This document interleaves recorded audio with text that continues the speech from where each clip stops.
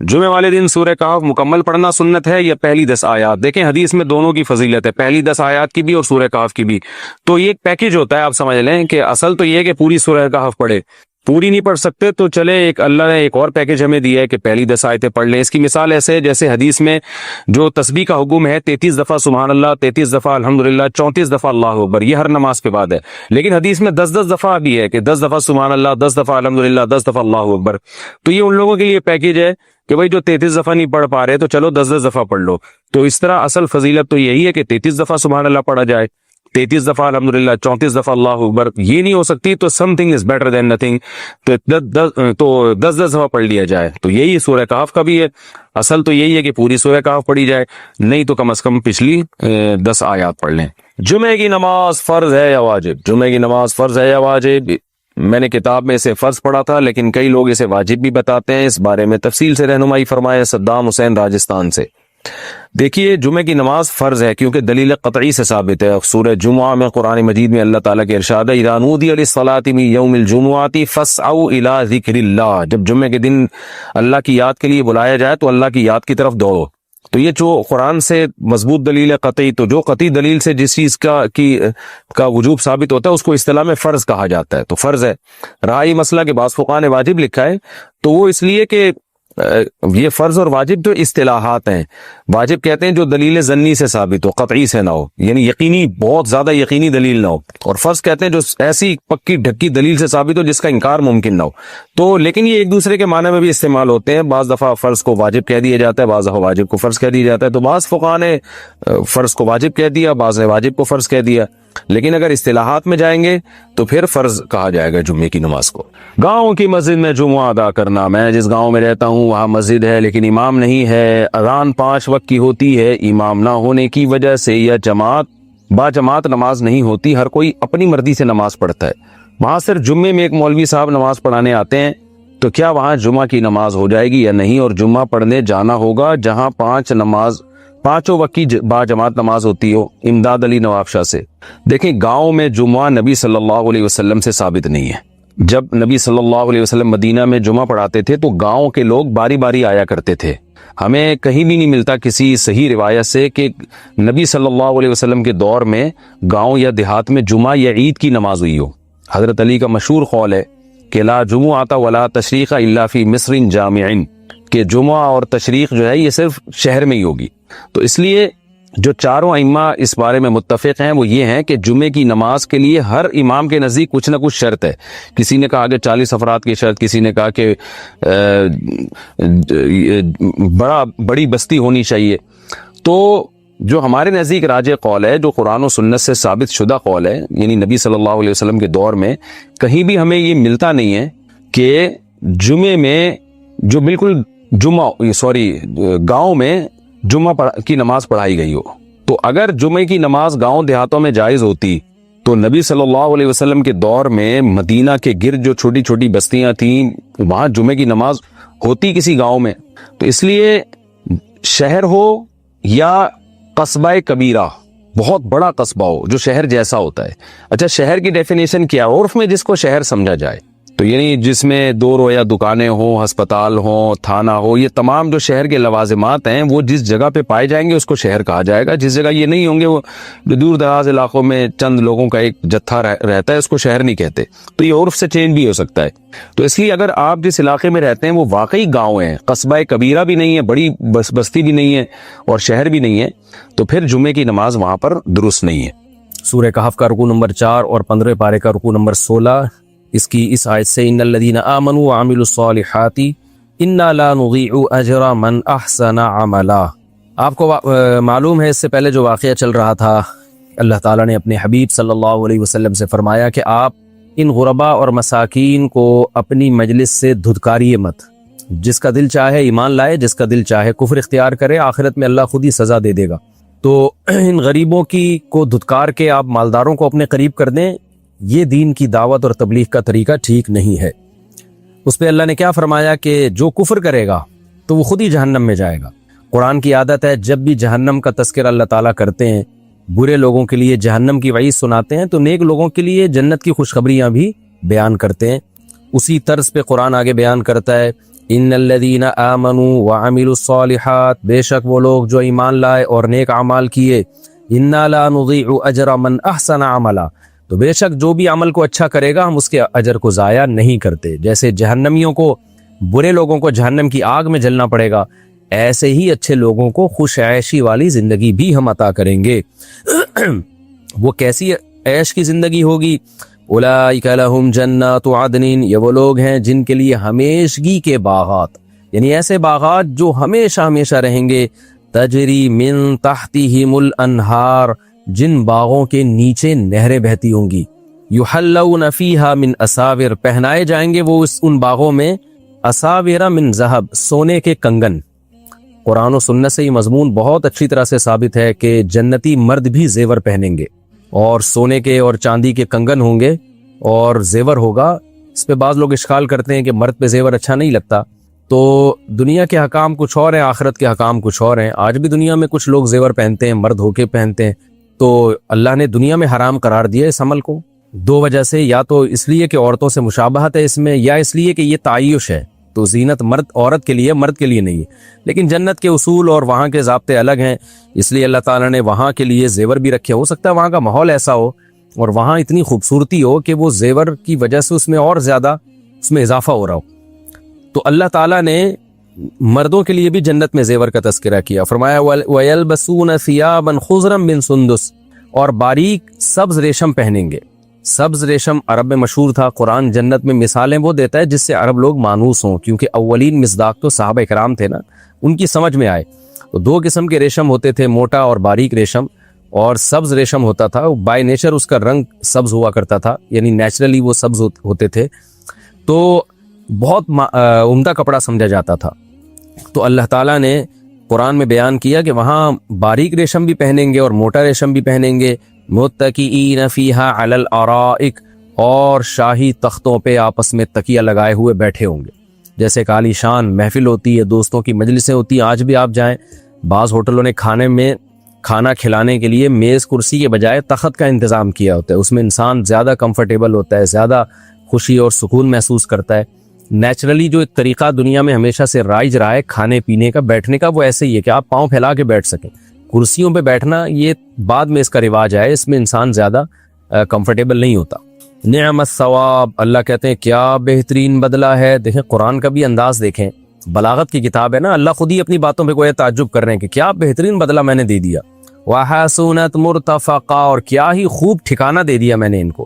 یہ ریشم بھی دنیا میں حرام ہے مردوں پر, لیکن آخرت میں اللہ تعالیٰ ریشم پہلائیں گے. حدیث میں آتا ہے جن مردوں نے دنیا میں سونا اور ریشم استعمال کیا, تو حدیث کا مفہوم ہے آخرت میں ان پر یہ چیزیں حرام ہوں گی, یعنی آخرت میں وہ جنت میں نہیں جائیں گے. تو یہ ہمارا رکوع کمپلیٹ ہوا. اس رکوع میں چند اہم پوائنٹ ہیں, وہ میں بیان کر کے اگلے رکوع کی طرف چلتا ہوں. ایک تو اس رکوع میں ہمیں انشاءاللہ کے لفظ کی اہمیت کا پتہ چلا, وَلَا تَقُولَنَّ لِشَيْءٍ إِنِّي فَاعِلٌ ذَلِكَ غَدًا, اور حقیقت میں انشاءاللہ کے لفظ کی اہمیت کا نہیں بلکہ تکبر کی برائی کا پتہ چلا ہے کہ کبر کتنی بڑی نحوست ہے, کہ اللہ چاہتے ہیں کہ میری طرف چیزوں کی نسبت کیا کرو, تو بڑے بڑے دعوے کرنا اس کی برائی معلوم ہوتی ہے. تو آج بعض اسکالرز کیسے بڑے بڑے دعوے کر رہے ہوتے ہیں, ہر چیز میں میں نے یہ کیا. ہمیں یاد ہے جب ہم پڑھتے ہیں نا اور مدرسوں میں, اور پھر جب تحقیقی میدان میں آتے ہیں, تو ہمارے ہاں اس کو بڑا معیوب سمجھا جاتا ہے کہ میری تحقیق ہے, یعنی اس تکبر کے ساتھ دعویٰ کرنا.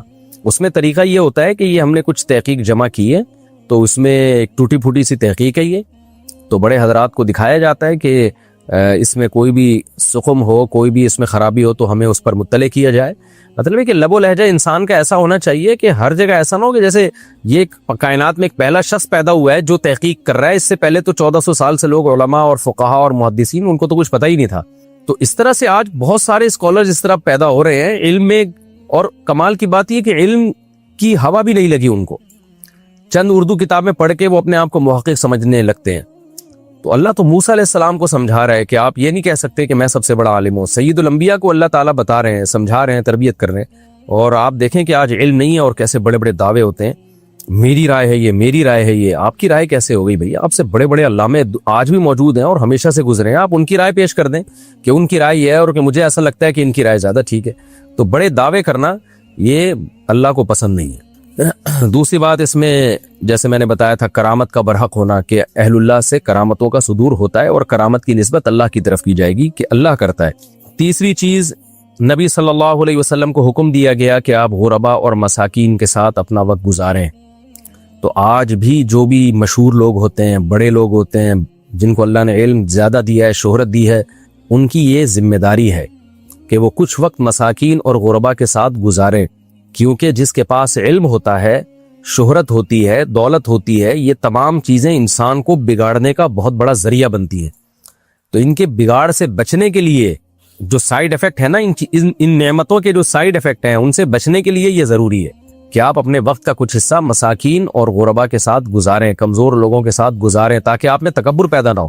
حدیث میں آتا ہے کہ جب نبی صلی اللہ علیہ وسلم مدینہ ہجرت کر کے گئے تو اصحاب صفہ میں عبداللہ بن مسعود اور دیگر مسکین صحابہ تھے، تو آپ صلی اللہ علیہ وسلم ان کے پاس جاتے تھے، بیٹھتے تھے اور کہتے تھے تم وہ مبارک لوگ ہو جن کے ساتھ بیٹھنے کا اللہ نے مجھے حکم دیا، اور یہ آیت آپ پڑھتے کہ تم وہ مبارک لوگ ہو۔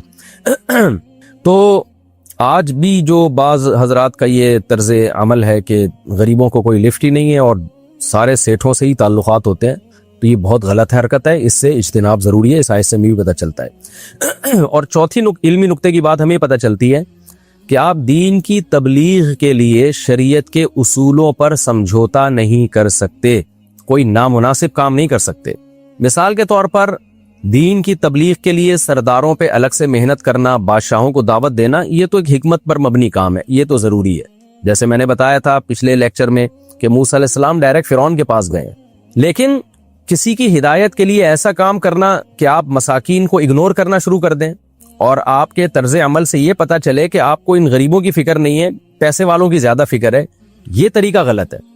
تو مصلحت اس حد تک جہاں تک شریعت نے اجازت دی ہے، جہاں شریعت نے اجازت نہیں دی وہاں پھر یہ کہنا کہ اگر میں نے یہ کام نہ کیا تو یہ امیر تو بیچارے جہنم میں چلے جائیں گے، تو کوئی بات نہیں، جائیں جہنم میں، ہم اپنے اصولوں کو نہیں توڑ سکتے۔ اس کی مثال میں بار بار دیتا ہوں نا کہ اگر کوئی شرابی شراب سے بچنا چاہتا ہے لیکن وہ شرط لگا دے کہ 2 گھونٹ آپ ایک دفعہ میرے ساتھ پی لو یہ شراب، تو میں وعدہ کرتا ہوں کہ میں توبہ کر لوں گا، تو اس کو جہنم کی آگ سے بچانے کے لیے آپ کو یہ اجازت نہیں ہے کہ آپ 2 گھونٹ پی لیں، نہ بھائی، ہم ایک قطرہ نہیں پیئیں گے، آپ نے بچنا ہے بچو، نہیں تو جاؤ جہنم میں۔ ہمیں فمن شاء فلیؤمن ومن شاء فلیکفر، یہی اس آیت کا مطلب ہے کہ ہم اصولوں پہ سمجھوتا نہیں کریں گے، پھر جتنے لوگ ایمان لے آئے ٹھیک ہے، نہیں لائیں تو نہ لائیں، وہ پھر ان کی وہ خود جائیں جہنم میں۔ تو یہ اصول بھی ہمیں اس آیت سے پتہ چلتا ہے۔ اور آخر میں جو اللہ نے جنت کی نعمتیں بیان کی، اللہ تعالی ہمیں ان نعمتوں کا مستحق بنائے۔ اب میں اگلے رکوع کی طرف چلتا ہوں، سورہ کہف کا رکوع نمبر 5 اور 16ویں پارے کا رکوع نمبر 17، 15ویں پارے کا رکوع نمبر 17 میں شروع کروں گا حسب معمول مختصر لفظی ترجمہ، مختصر گرامر کے ساتھ، پھر انشاءاللہ اس کی تفسیر میں چاہتا ہوں وقت کے اندر یہ رکوع میں سمیٹ دوں۔ وَضْرِبْ لَهُم مَثَلَ الرَّجُلَيْنِ، آپ بیان کیجیے ان کے لیے ایک مثال، رجلین، 2 آدمیوں کی، جعلنا لأحدہما جنتین، بنایا ہم نے ان دونوں میں سے ایک کے لیے 2 باغ، من اعناب، انگوروں کے، وحففناہما، حفا کا معنی ہوتا ہے ڈھانپ لینا، حفا یحفو تو ڈھانپ لینا، حففناہما، ہم نے ان دونوں باغوں کو ڈھانپ لیا تھا، بنخل، کھجور کے درختوں سے، وجعلنا بینہما، اور بنایا تھا ان باغوں کے درمیان، زرعا، کھیتی بھی، کلتا الجنتین، دونوں باغ، آتت، دیتے تھے، اکولہا، اکل ثمر کو کہتے ہیں، پھل کو کہتے ہیں، اپنا پھل دیتے تھے، ولم تظلم، اور نہ کمی کرتے تھے، ظلم یظلم، ظلمن کا معنی کمی کرنا بھی ہوتا ہے، اور کمی نہیں کرتے تھے، منہ، اس پھل میں، شیئن، ذرا بھی، یعنی پورا پھل دیتے تھے، وفجرنا، اور جاری کر دی تھی ہم نے، خلالہما، ان دونوں باغوں کے بیچ میں، نہر بھی جاری کر دی تھی، یعنی پانی کا بھی انتظام تھا، نہرا، وکان لہ ثمر، اور تھا اس شخص کے لیے جس کو ہم نے باغ دیا تھا نا، اس کے لیے ثمر بھی تھا، ثمر کا مطلب ثمر اضافی چیزوں کو کہتے ہیں، یعنی اضافی اس کے پاس دولت بھی تھی، پیسہ بھی تھا۔ اس کی 2 تفسیریں کی گئی ہیں، ایک تو یہ کی گئی ہے کہ باغ میں اضافی پھل بھی تھا، اور یہ بھی کی گئی ہے کہ اس شخص کے پاس الگ سے کاروبار بھی تھا، دولت بھی تھی۔ فقال لصاحبہ، اس شخص نے اپنے دوست سے کہا، ساتھی سے کہا، وہو یحاورہ، اس حال میں کہ وہ اس سے محاورہ کر رہا تھا، سرگوشی، گپ شپ کر رہا تھا، حاورہ یحاور، محاورتن کا معنی گپ شپ لگانا، جو آپ گپ شپ کرتے ہوئے باتیں کر رہے ہوتے ہیں نا، وہو یحاورہ، وہ اس سے گپ شپ لگا رہا تھا، اور گپ شپ کے دوران اس نے کہا، انا اکثر منک مالا، میں تجھ سے زیادہ ہوں مال کے اعتبار سے، واعز نفرا، اور نفر کے اعتبار سے بھی تجھ سے زیادہ عزت والا ہوں. اعز کا مطلب زیادہ پاورفل ہوں، یعنی میرے افراد بھی زیادہ، ملازمین وغیرہ، اولاد وغیرہ وہ بھی زیادہ، اور مال بھی زیادہ. وَدَخَلَ جَنَّتَهُ، اور اپنے باغ میں داخل ہوا. وَهُوَ ظَالِمٌ لِنَفْسِهِ، اپنی جان پر ظلم کرتے ہوئے. کیا کہنے لگا؟ قال، کہنے لگا ما اظن، میں کبھی نہیں گمان کرتا، ان تبید هذه، کہ یہ باغ کبھی فنا ہوگا. بعد یبیدو کا معنی فنا ہونا، ابدا کبھی بھی، یہ کبھی بھی باغ ختم نہیں ہو سکتا. وما اظن الساعة قائمة، اور میں گمان نہیں کرتا کہ قیامت بھی قائمتاً کبھی آئے گی. وَلَئِن رُدِدتُّ إِلَىٰ رَبِّي، اور اگر بالفرض رددت، مجھے رد کر دیا گیا، لوٹا بھی دیا گیا اپنے رب کی طرف، لَأَجِدَنَّ خَيْرًا مِّنْهَا، میں پاؤں گا، منہا اس باغ سے بھی اچھا باغ، منقلبہ لوٹنے کے اعتبار سے، یعنی میں جس جگہ لوٹ کے جاؤں گا آخرت میں تو اس لوٹنے کے اعتبار سے اس سے بھی زیادہ اچھی جگہ مجھے وہاں ملے گی.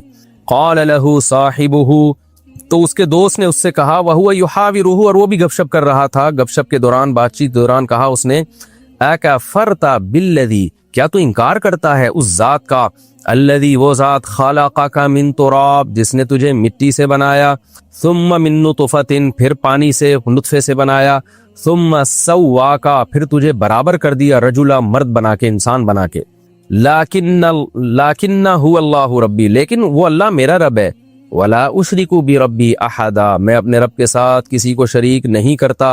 ولولا، ایسا کیوں نہ ہوا، اذ دخلت جنتک، کہ جب تو اپنے باغ میں داخل ہوا تھا، قلتا، تو تو یہ کہہ دیتا، ما شاء اللہ، جو اللہ چاہتا ہے وہی ہوتا ہے، یعنی ما شاء اللہ کانا، کانا یہاں معذوف ہے، جو اللہ چاہتا ہے کانا وہ ہوتا ہے. لا قوت الا باللہ، کوئی طاقت نہیں ہے مگر اللہ کے ساتھ، یعنی کوئی خیر کو حاصل کرنے کی طاقت نہیں ہو سکتی مگر اللہ کی مدد کے ساتھ. ان تارانی، اصل میں تھا ترانی، تارا کا معنی دیکھنا، رؤیت سے ہے نا، نی کا معنی مجھے یا حذف کر دیا. ان تارانی، اگر تو دیکھتا تھا مجھے، یعنی سمجھتا تھا مجھے، کیا سمجھتا تھا، انا اقل منکا مالن، کہ میں تجھ سے کم ہوں مال کے اعتبار سے، وولدا، اور ولد یعنی اولاد کے اعتبار سے. اگر تو یہ سمجھتا تھا کہ میں تجھ سے مال اور اولاد میں کم ہوں تو تجھے چاہیے تھا کہ تو یوں کہتا، لا قوت الا باللہ، کوئی طاقت نہیں ہے مگر اللہ کی مدد کے ساتھ. اللہ کی مدد ہوگی تو طاقت ہوگی، ورنہ نہیں ہوگی. تجھے یہ کہنا چاہیے تھا.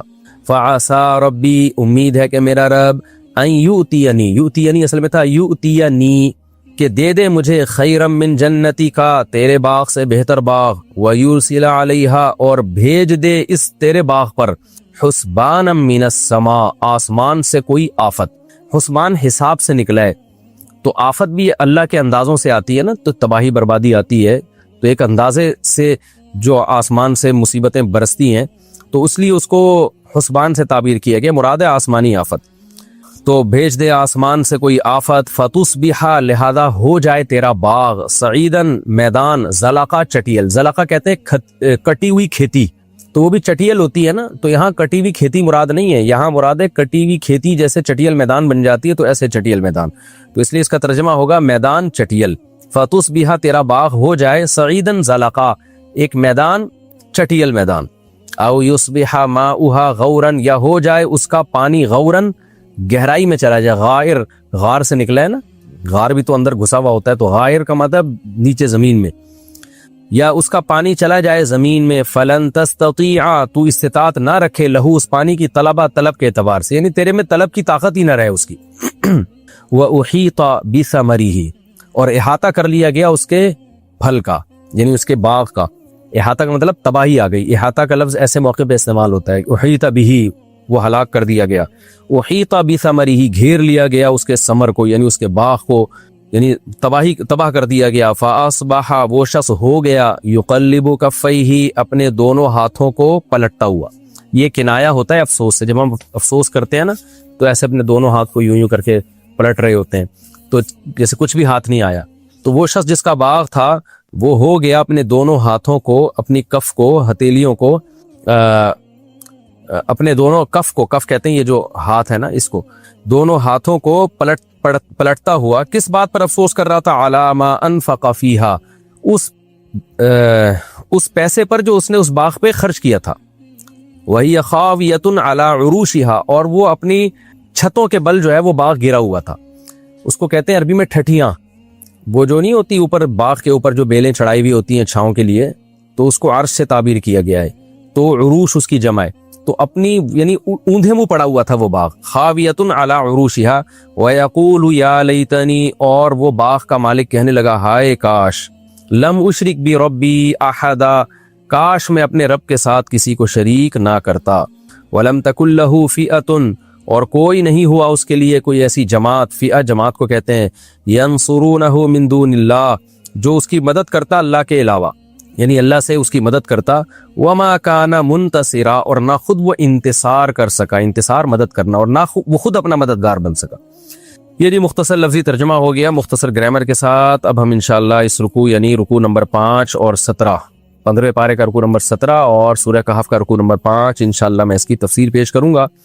آپ کو معلوم ہے پچھلے رکوع میں اللہ نے اصحاب کہف کا واقعہ سنایا کہ جنہوں نے اللہ کی خاطر قربانی دی اور اللہ پہ اعتماد اور توکل کیا، تو ناکامیوں کے نقشوں میں بھی اللہ نے ان کو کامیاب کیا۔ کامیابی کی کوئی صورت بنتی نہیں تھی، ہر طرف ناکامی ہی ناکامی تھی، مگر اللہ پہ اعتماد، ان کے زبان سے الفاظ بھی کیسے نکلتے تھے کہ ہمارا رب ہماری رہنمائی کرے گا، اور رب سے دعا مانگتے ربنا ہیئ لنا من امرنا رشدا، اے اللہ تو ہمارے لیے کوئی ہدایت کی صورت پیدا کر دے۔ تو زبان سے بھی اچھے جملے نکال رہے تھے کہ بھئی اللہ مدد کرے گا، اور عملی طور پر بھی قربانی دے رہے تھے۔ تو کیسے ناکامیوں کے اسباب میں اللہ نے ان کو کامیاب کر کے دکھایا ایک معجزاتی طور پر۔ اب اللہ واقعہ بیان کر رہے ہیں ان متکبر لوگوں کا کہ کامیابی کے تمام اسباب کے ہوتے ہوئے بھی تکبر کی وجہ سے اللہ نے ان کو برباد کیا ہے، اور اس کا بنیادی مقصد مشرکین مکہ کو سمجھانا بھی ہے کہ جو بڑا ناز کرتے تھے اپنے بڑے ہونے پر، سردار ہونے پر، اور نبی کو حکم دیتے تھے کہ غریبوں کو اپنی محفل سے نکالیے، تو اللہ بتا رہے ہیں کہ تم سے پہلے بھی بہت لوگوں کو ہم نے اسباب اور وسائل اور دولت دی ہے، اور انہوں نے تکبر کیا، تو کیسا ان کا انجام ہوا۔ تو تم بھی کبر سے بچو، تکبر سے بچو، اللہ کی طرف نسبت کرو۔ تو پہلے بھی ملحد لوگ گزرے ہیں جو خدا کے منکر تھے، آخرت کے منکر تھے، دولت پہ اور کامیابی کے نقشوں کو دیکھ کر وہ دھوکے میں پڑ گئے اور سمجھنے لگے جیسے ہم یہاں کامیاب ہیں تو ہمیشہ ہم کامیاب ہی رہیں گے۔ تو اس کے لیے اللہ نے نبی صلی اللہ علیہ وسلم کو حکم دیا کہ آپ ایک مثال بیان کیجئے، وَاضْرِبْ لَهُم مَثَلَ الرَّجُلَيْنِ، آپ ان کے لیے ایک مثال بیان کیجئے دو آدمیوں کی۔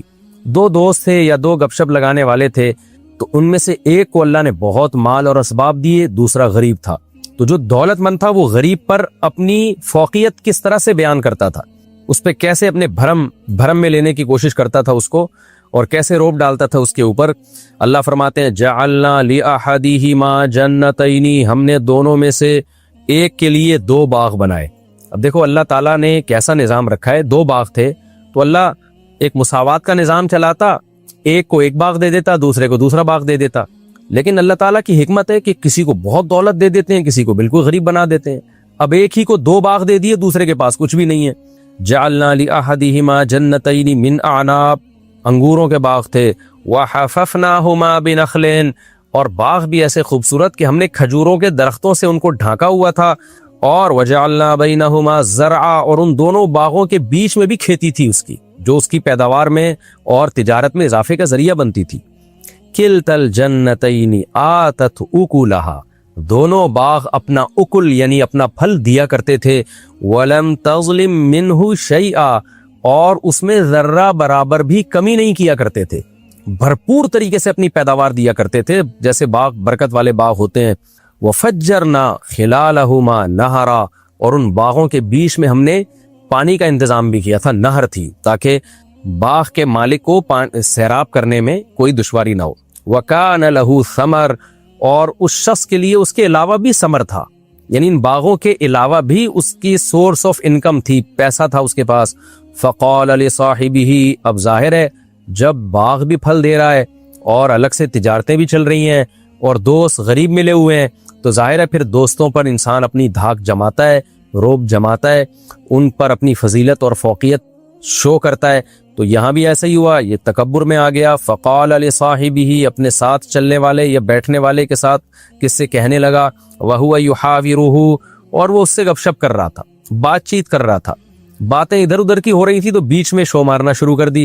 انا اکثر منک مالا، میرے پاس پیسے بھی زیادہ ہیں۔ جیسے ہوتا ہے نا، شو بازی میں آتے ہیں لوگ ادھر ادھر کی باتیں کرتے ہوئے، کیا کہتے ہیں بھائی ہمارا بڑا بینک بیلنس ہے، وَأَعَزُّ نَفَرًا، اور نفر افرادی قوت بھی میری تجھ سے زیادہ ہے، میرے ملازمین دیکھو، میری اولاد دیکھو۔ پہلے زمانے میں لوگ اولاد کی کثرت پہ ہمیشہ فخر کرتے تھے، بچے زیادہ ہوتے تھے اور شو مارتے تھے، تو چونکہ اولاد کی کثرت کو وہ نعمت سمجھتے تھے۔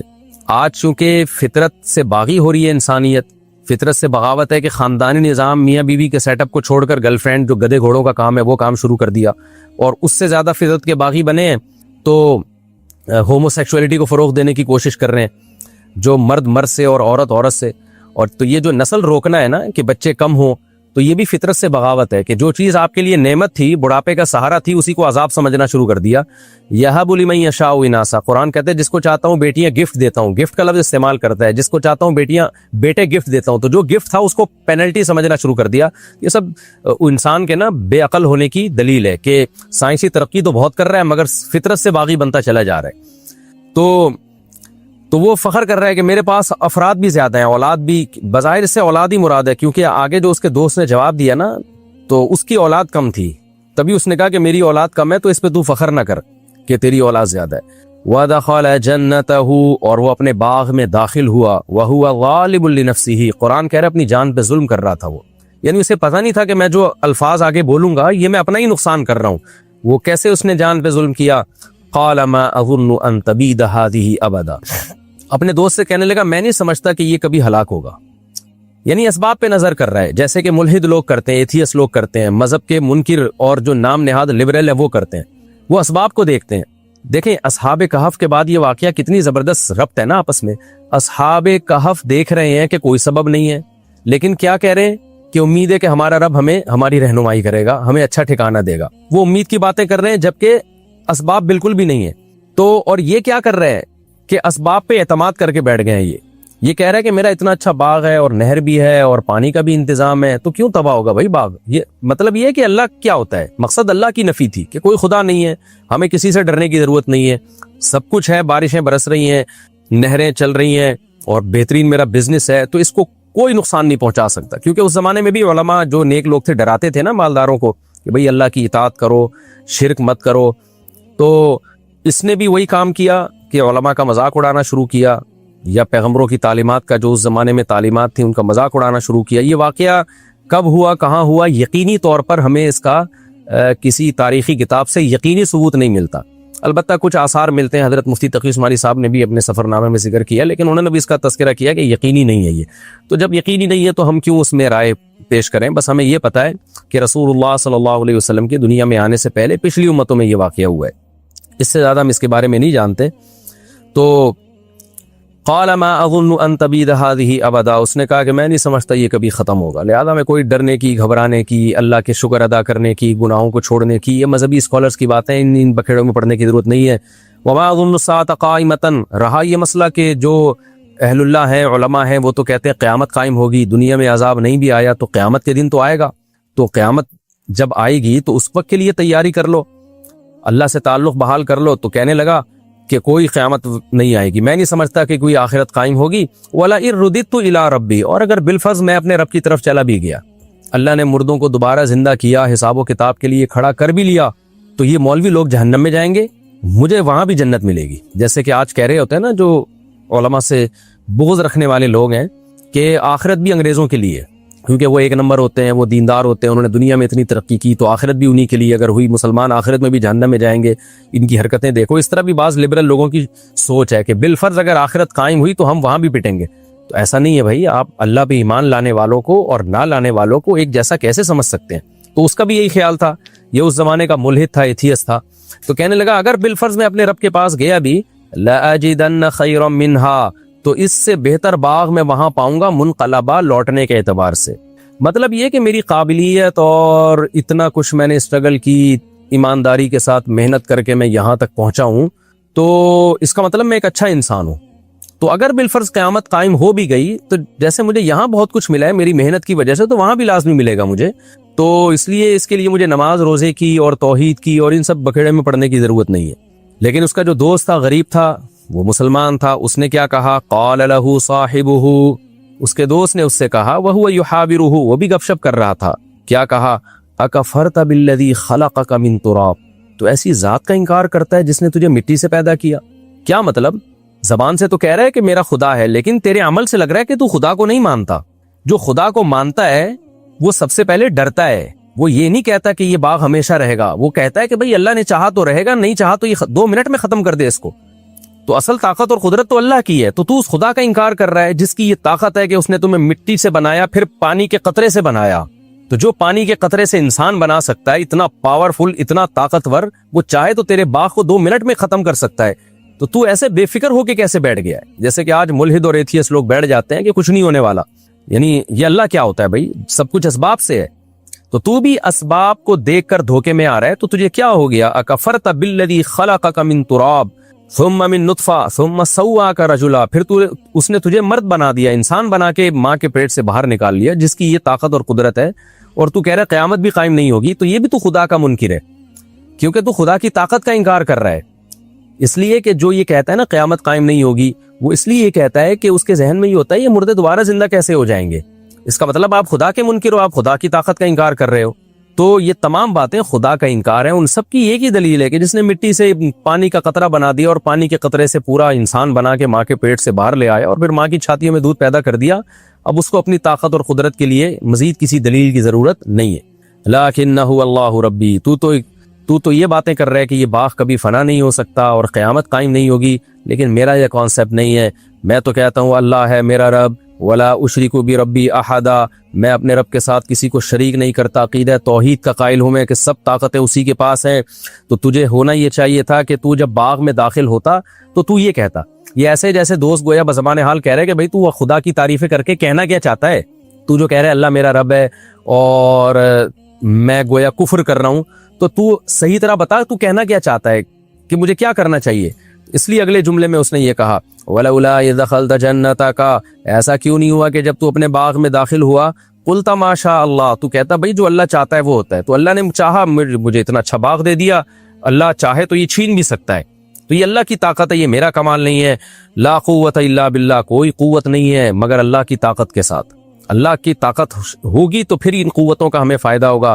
ان ترانی انا اقل منک مالا وولدا، اگر تیرا خیال یہ ہے کہ میں مال اور اولاد میں تجھ سے کم ہوں تو بجائے دھوس جمانے کے تو اللہ کا شکر ادا کرتا، بھئی اللہ کا دیا ہے، یوں کہتا فاسا ربی، میں تو امید کی بات کرتا ہوں، امید ہے میرا رب ان یؤتینی خیرا من جنتی کا، ہو سکتا ہے وہ کل تقدیر کا پانسا پلٹے اور تیرے باغ سے بھی بہتر باغ مجھے دے دے۔ وَيُرْسِلَ عَلَيْهَا حُسْبَانًا مِّنَ السَّمَاءِ، اور تو جو اس طرح کی تکبر والی باتیں کر رہا ہے تو عین ممکن ہے تیرے باغ پہ کوئی آسمانی آفت بھیجے، فَتُصْبِحَ صَعِيدًا زَلَقًا، اور وہ چٹیل میدان بن جائے۔ دیکھیں ناکامی کے نقشوں میں بات کیسی کر رہا ہے، امیدیں والی، کہ میرے پاس کچھ بھی نہیں ہے۔ آج کسی غریب کو تانا دیں تو وہ پھوٹ پھوٹ کے رونا شروع کر دے گا، لیکن اللہ بتا رہے غریب کو بھی کہ بھئی بات تسلی کی کرو، بھئی اللہ نے دی ہے نا مجھے غربت، تو اللہ چاہے تو 2 منٹ میں مجھے دولت دے سکتا ہے۔ تو وہ غریب بھی چونکہ مسلمان تھا، اہل ایمان تھا، امید کی باتیں کر رہا ہے اور ڈپریشن کو ختم کر رہا ہے، اسٹریس کو ختم کر رہا ہے۔ تو فوراً کیا کہنے لگا، بھئی اللہ تعالیٰ چاہے تو 2 منٹ میں مجھے اس سے اچھا باغ دے دے، اور تو جو تکبر کر رہا ہے تیرے باغ کو 2 منٹ میں ہلاک کر دے، ختم کر دے۔ او یصبح ماؤها غورا، اور یہ جو نہروں پہ تو تکبر کر رہا ہے، تیرا پانی زمین میں دھسا دے اور تو اس پانی کو طلب کرنے کی طاقت ہی نہ رکھے۔ وَأُحِيطَ بِثَمَرِهِ، اس نے تو ایسی ایک بات کہہ دی تھی، اللہ کہتے ہیں ہم نے ایسا ہی کیا اور اس کے باغ کو ہلاکت نے گھیر لیا۔ فَأَصْبَحَ يُقَلِّبُ كَفَّيْهِ عَلَى مَا أَنفَقَ فِيهَا، جو کچھ باغ میں اس نے انویسٹ کیا تھا اس پر کف افسوس ملنے لگا، اور وَهِيَ خَاوِيَةٌ عَلَى عُرُوشِهَا، کوئی رات میں آسمانی آفت آئی ہے، صبح اٹھا تو سارا باغ الٹا پڑا ہوا تھا۔ وَيَقُولُ يَا لَيْتَنِي، اور کہنے لگا ہائے کاش، لَمْ أُشْرِكْ بِرَبِّي أَحَدًا، میں اپنے رب کے ساتھ کسی کو شریک نہ کرتا۔ کیا مطلب؟ خالص توحید کا قائل ہوتا۔ خالص توحید یہی ہے کہ ہر چیز اللہ کی طرف مفوض کی جائے۔ وَلَمْ تَكُن لَّهُ فِئَةٌ يَنصُرُونَهُ مِن دُونِ اللَّهِ، اللہ فرماتے ہیں اس کی کوئی ایسی جماعت نہ بنی جو اس کی اللہ کے عذاب سے مدد کر لیتی۔ تو بڑا ناز تھا نا کہ میرے اولاد بھی زیادہ اور میرے پاس افرادی قوت بھی زیادہ۔ وَمَا كَانَ مُنتَصِرًا، اور نہ وہ خود اپنی مدد کر سکا۔ تو یہ اللہ نے واقعہ بیان کیا بتانے کے لیے کہ اپنی دولت پہ، اپنے مال پہ کبھی اتراؤ مت۔ وہی بات ہے جو قرآن میں سورہ معارج میں ہے نا، ان الانسان خلق ہلوعا، انسان جلد باز ہے، اذا مسہ الشر جزوعا، جب مصیبت پہنچتی ہے تو بے چین ہو جاتا ہے، بے صبرا بن جاتا ہے، اور جب خوشی پہنچتی ہے تو اترانے لگتا ہے۔ الا المصلین، سوائے وہ لوگ، ان لوگوں کے جو مذہب کو فالو کرتے ہیں، جو نماز پڑھتے ہیں، زکوٰۃ دیتے ہیں، معاہدوں کی پابندیاں کرتے ہیں، وہ کیا ہوتے ہیں کہ وہ ایسے نہیں ہوتے، انہیں جب خوشیاں پہنچتی ہیں اتراتے نہیں ہیں بلکہ اللہ کی محبت میں ڈوب جاتے ہیں کہ ہمارے رب نے احسان کیا۔ اور جب کوئی غم پہنچتا ہے تو صبر کرتے ہیں, امید کی باتیں کرتے ہیں. جو اللہ مصیبت پہنچا سکتا ہے وہ مصیبت دور بھی کر سکتا ہے. تو کتنا بہترین سبق ہمیں ان آیات میں ملا ہے. اور اس میں ملحد اور ایتھیس لوگ جو اپنی ترقی پر غیر مسلموں کی سائنسی ترقیوں پہ ناز کرتے ہیں, ان کے لیے بھی عبرت کا سامان ہے کہ آج یہ ترقی ہے, کل یہ تباہ و برباد بھی ہو سکتی ہے. ہم تو ایک بات جانتے ہیں, جس خدا نے پانی سے انسان کو بنایا یہ آٹومیٹیکلی نہیں ہو سکتا, یہ خدا کا کام ہے. اور ایسے سافٹ ویئر ماں کے پیٹ میں انسٹال کر دیے اور اس پانی کے قطرے میں انسٹال کر دیے کہ تھوڑے دنوں میں وہ ناک کان آنکھ دل دماغ جگر بن کے ماں کے پیٹ سے باہر آئے اور پھر چھاتیوں میں فوراً دودھ پیدا ہو جائے. جو خدا یہ کر سکتا ہے تو سب سے اہم ہماری نظر میں اہم یہ بات ہے کہ اس خدا سے تعلق اچھا کیا جائے, اس خدا کو راضی کیا جائے. پھر اگر دنیا میں ناکامی بھی ہے تو یہ ناکامی وقتی ناکامی ہے, یہ حقیقی ناکامی نہیں ہے. اور اس خدا کو ناراض کر کے اگر آپ نے دنیا حاصل کی ہے تو اس زیب و زینت سے قطعاً متاثر ہونے کی بالکل بھی ضرورت نہیں ہے. قرآن بار بار کہتا ہے اللہ کا انکار کرنے والوں کا زمین میں چلنا پھرنا اور لائف کو انجوائے کرنا, اس سے ہرگز دھوکے میں مت آؤ. تو یہ ہمیں اس سے بہت اہم سبق ملتا ہے. اور دونوں واقعات جو اللہ نے ایک ساتھ بیان کر دیے نا, اصحاب کہف کا بھی اور یہ اصحاب باغ کا بھی, تو اس سے ڈپریشن بھی ختم ہوتی ہے انسان کی. کیا آپ ناکامی نظر آ رہی ہے ہر طرف, تو بھائی اللہ تو ہے نا, اللہ سب کچھ کر سکتا ہے. تو جو اللہ تعالیٰ نے ہمیں ڈپریشن اور اسٹریس دور کرنے کے طریقے بیان کیے نا, وہ آج کسی ماہر نفسیات کے پاس نہیں. ہنالک الولایۃ للہ الحق, میرا خیال لفظی ترجمے میں نے شاید یہ والی آیت چھوڑ دی تھی, تو خیر اب کمپلیٹ کر لیتا ہوں. ہنالک کا مطلب ہوتا ہے یہاں, یعنی اس موقع پہ. ولایا مدد کو کہتے ہیں. للہ الحق, اس اللہ کے لیے جو برحق ہے. یعنی ایسے موقع پہ جب اس طرح کی کوئی قدرتی آفت آئے تو مدد اس اللہ ہی کے لیے ہے جو برحق ہے, وہی مدد کر سکتا ہے اگر کرنا چاہے تو. ہوا خیر ثوابا, وہ اللہ بہتر ہے بدلے کے اعتبار سے بھی. وہ خیر عقبا, اور بہتر ہے انجام کے اعتبار سے بھی. یعنی اس اللہ کا بدلہ اور جو رزلٹ ہے اللہ سے دوستی کا وہ بہرحال بہتر ہے. جو اللہ انجام بھی اچھا کرے گا اور ثواب بھی, بدلہ بھی دنیا کے لحاظ سے بہت اچھا دیتا ہے. تو کیا مطلب کہ یہ جو باغ ہلاک ہو گیا اس شخص کا, تو ایسے موقع پہ مدد بھی اللہ کر سکتا ہے, اور اللہ کو راضی کرو گے تو انجام بھی اچھا ہوگا اور ثواب بھی اچھا ملے گا. تو چونکہ اس شخص نے اللہ کو راضی نہیں کیا تو اب انجام بھی اچھا نہیں ہے اور حال بھی اچھا نہیں ہے. اللہ نے کیسے باغ کو تباہ و برباد کر دیا. یہ ہمارا رکوع الحمدللہ کمپلیٹ ہو گیا. اس رکوع میں جو ہمیں اسباق ملتے ہیں, ایک تو یہی سبق ملتا ہے کہ تکبر نہیں کرنا چاہیے. دوسری بات یہ جو ایتھیس لوگ دھوکے میں آتے ہیں نا اس زمین کو دیکھ کر, حالات کو دیکھ کر کہ قبروں سے مردہ کیسے زندہ ہوں گے, حقیقت میں ایک بہت بڑی بھول ان سے ہو رہی ہوتی ہے. اکفرت بالذی خلقک من تراب.